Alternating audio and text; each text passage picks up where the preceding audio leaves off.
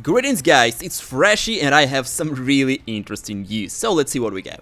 Marvel Rivals Intel just dropped that it's forcing function to our team. This is no longer about playing it safe. Overwatch 2 game director says the competition for Marvel Rivals has made them execute on more ideas. Well, this is kinda expected because Marvel Rivals just stomping poor Overwatch right now. And even with a new fake character for the Overwatch 2, I think that they still quite far behind, and maybe of course for the Overwatch fans who still play in both games or Overwatch only, this will be a huge benefit because it's finally start working on things. Developers will add some new characters, new maps and new stuff, so overall it's great, and I think that Marvel Rivals will also double down on everything that they already did to just keep the pace and distance between the Overwatch and win this competition. So I think that overall this is quite a good news for all of us, for both games, and I think that Marvel Rivals is just keep going really great, because this is the game of this next decade. Believe me, mark my words. Besides, Marvel Rivals just dropped the Marvel Rivals Invitational 2025 OCE, the grand finals is here. OCE team are ready to push boundaries with their prowess and strategic gameplay. So as you can see, here's a time schedule for the final matches, and we will see who gonna be the champion. I'm honestly quite surprised with these results. I'm not really a big fan of the team from the Asia, but I think that this is really good. And of course guys, tell me if you watch these or you waiting for your specific location for the US tournament or for the Europe tournament. I would like to know in the comments down below. I personally will root for the European streamers and guys who play in the game. I already know some of them personally, so I really want them to prevail on the next upcoming huge event for all of us Marvel Rivals enjoyers. Besides, Marvel Rivals Intel also dropped that Overwatch 2 games director said that Marvel Rivals realized they should go ahead and add hero bans despite past objections.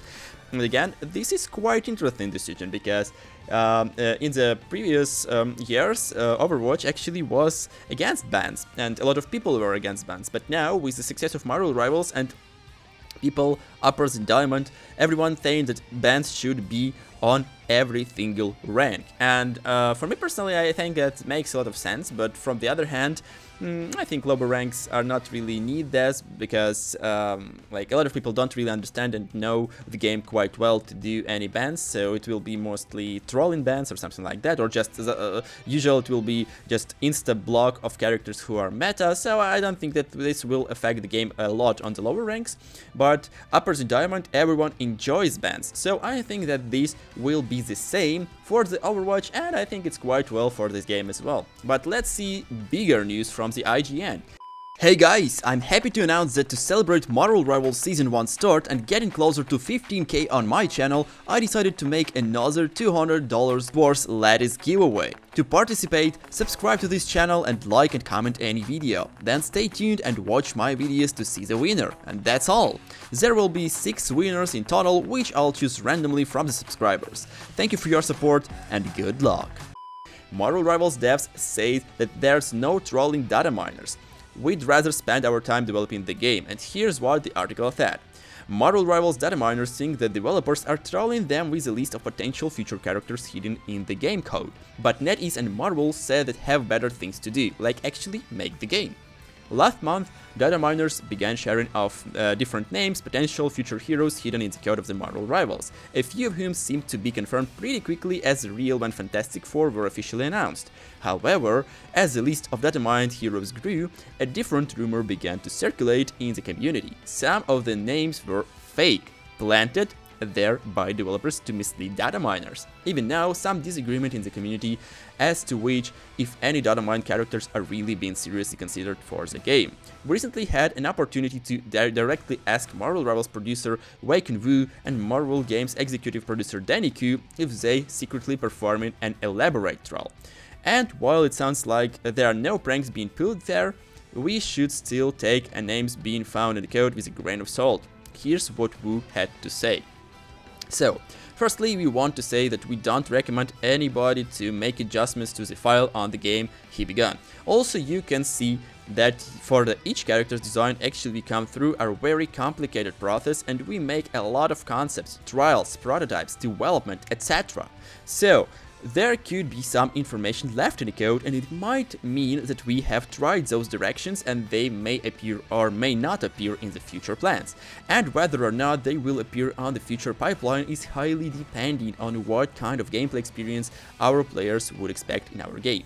Q added, if you have a 10-year plan, it'd be great, but the team experimented with a lot of playstyles, heroes. It was like someone doing scratch paperwork and then just left a notebook there, and someone, a data miner, decided to open it with no context. I pushed a little, asking them point blank if they were deliberately trolling people. Q replied, no, we would rather spend our time developing the actual game. In the same conversation, we actually discussed how a character gets chosen to be added in the Marvel Rivals in the first place. The two told me that the team plans to update roughly in a year in advance, and it's committed to keep it current pace of adding new characters every month and a half.